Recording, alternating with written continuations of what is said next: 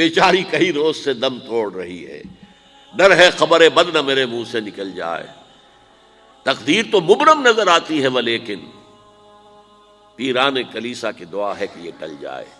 تو پہلی بات میری ختم ہوئی، عالمی نظام خلافت دنیا کی تقدیر مبرم ہے، ہو کر رہے گی، اس میں کسی صاحب ایمان کو کوئی شک، کوئی شبہ، کوئی ریب نہیں ہونا چاہیے۔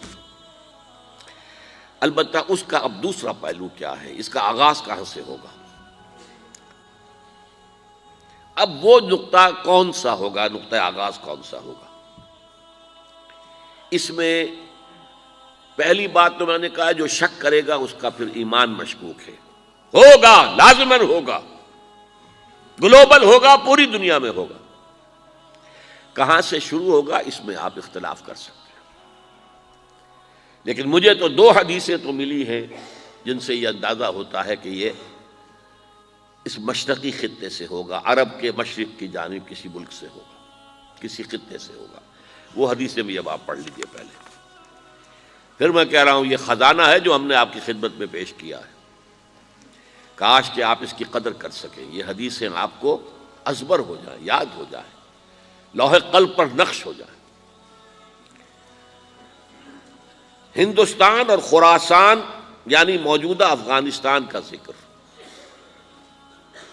ابن ماجہ کی روایت ہے، عن عبداللہ ابن الحارث رضی اللہ تعالی عنہ قال رسول اللہ صلی اللہ علیہ وسلم یخرج ناس من المشرق یؤتئون للمہدی یعنی سلطانہ، یعنی سلطانہ، دونوں طرح سے پڑھ سکتے ہیں۔ حضرت عبداللہ ابن حارث فرماتے ہیں رضی اللہ تعالی عنہ کہ حضور نے ارشاد فرمایا مشرق کی طرف سے وہ فوجیں نکلیں گی، لوگ آئیں گے جو عرب میں مہدی کی حکومت قائم کریں گے۔ یہ مہدی کون ہوں گے اس کا ذکر میں ذرا بعد میں کروں گا، لیکن نوٹ کر لیجئے کہ مہدی سے پہلے لازماً کسی مشرقی علاقے کے اندر وہ نظام قائم ہو چکے گا، تب وہاں سے فوجیں آئیں گی نا۔ یہ مشرق کون سا ہے؟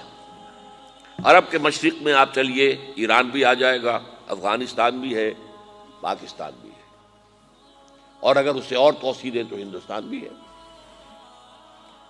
یہ ہے عرب کا مشرق، اس سے فوجیں جائیں گی۔ اس کا کیا مطلب ہے کہ اس میں سے کسی جگہ پر نظام خلافت پہلے قائم ہو جائے گا تاکہ وہاں سے فوجیں جائیں گی جو جزیرہ نما عرب میں حضرت مہدی کی حکومت کو قائم کریں گی۔ اب دوسری حدیث سنیے، یہ سنن ابن ماجہ کی حدیث تھی جو میں نے آپ کو سنائی، آپ نے پڑھی۔ دوسری عن ابی ہریرہ رضی اللہ تعالی عنہ، یہ ترمذی شریف کی روایت ہے، قال قال رسول اللہ صلی اللہ علیہ وسلم یخرج من خراسان رایات سود لا يردها شیء حتی تنصب بایلیا، خراسان کے علاقے سے سیاہ جھنڈے لے کر فوجیں آئیں گی، ان کا رخ کوئی موڑ نہیں سکے گا، ان کو پیچھے پھیر نہیں سکیں گے کوئی بھی، یہاں تک کہ وہ یروشلم میں جا کر جھنڈے نصب کر دیں گے۔ ایلیا حضور کے زمانے میں یروشلم کو کہتے تھے، یہ یروشلم تھا جب حضرت سلیمان کی حکومت تھی اور یہاں پر معبد سلیمانی، ہیکل سلیمانی قائم ہوا، پھر یہ یروشلم ہی رہا ہے تاریخ میں، یہاں تک کہ سن 70 عیسوی میں جب ٹائٹس رومی جنرل نے اس کو گرایا، ختم کیا، سیکنڈ ٹیمپل گرا دیا اور یہاں سے یہودیوں کو کہا نکل جاؤ، یہاں سے کوئی یہودی باقی نہیں رہا، تب بالکل تہو بالا برباد کر دیا۔ اس کے کوئی 150 سال بعد ہیڈریان، رومن ایمپرر ہیڈریان، اس نے پھر دوبارہ آباد کیا اس شہر کو۔ 150 سال تک یہ بالکل بنجر اور بالکل غیر آباد پڑا تھا۔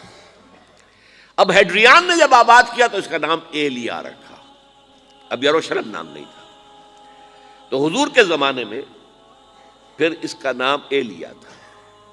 اور اب اس سے کیا معلوم ہو رہا ہے کہ یہ یروشلم مسلمانوں کے قبضے سے اس وقت نکلا ہوا ہوگا، ایک دفعہ پہلے نکلا تھا، سن 1099 عیسوی میں مسلمانوں کے ہاتھ سے نکلا، کروسیڈرز، عیسائیوں نے آ کر اس کو قبضے میں کیا، لاکھوں مسلمانوں کو مارا، قتل کیا۔ اس کو 1187 میں واپس لیا ہے۔ کس نے لیا ہے؟ صلاح الدین ایوبی کرد۔ عرب کھوکھلے ہو چکے تھے، عربوں نے کھویا، واپس نہیں لے سکے۔ بہت حکومت کر چکے تھے، 400-500 برس کی حکومت کر کے، اور ان کے عیش اور ان کے آرام، اب ان میں جان نہیں تھی کہ وہ واپس لے سکے۔ واپس لینے والا گرم کرد خون تھا، صلاح الدین ایوبی۔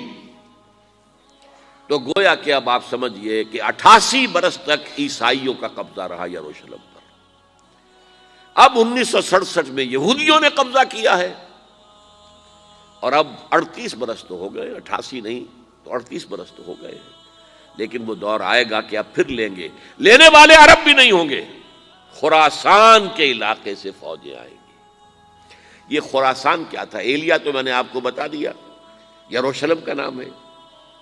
خراسان اس زمانے میں ایک بہت بڑے ملک کو کہتے تھے۔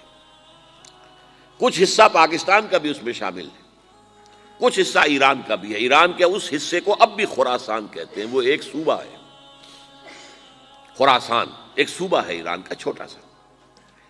پاکستان میں خاص طور پر یہ جو علاقہ مالاکنڈ ایجنسی کہلاتی ہے، اس سے اوپر جتنا علاقہ ہے، اور یہ جو واخان کی ایک پٹی آتی ہے اوپر، واخان افغانستان کی ایک پٹی سی دم سی چلی آتی ہے جو جا کر چائنا کی سرحد سے مل جاتی ہے، یہاں سے لے کے یہاں تک یہ جو مالاکنڈ کا وہ درہ ہے اور پہاڑ ہے، یہ بھی خراسان کا حصہ ہے۔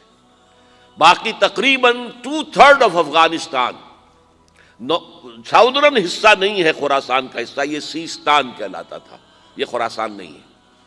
لیکن یہ کہ اوپر کا 2/3 آف افغانستان، اور اس کے ساتھ یہ جو عرب، جو اب یہ ترک ممالک آزاد ہوئے ہیں سوویت یونین کی ڈسولوشن کے ساتھ، یہ سارا علاقہ کہلاتا ہے خراسان بزرگ، دی گریٹ خراسان۔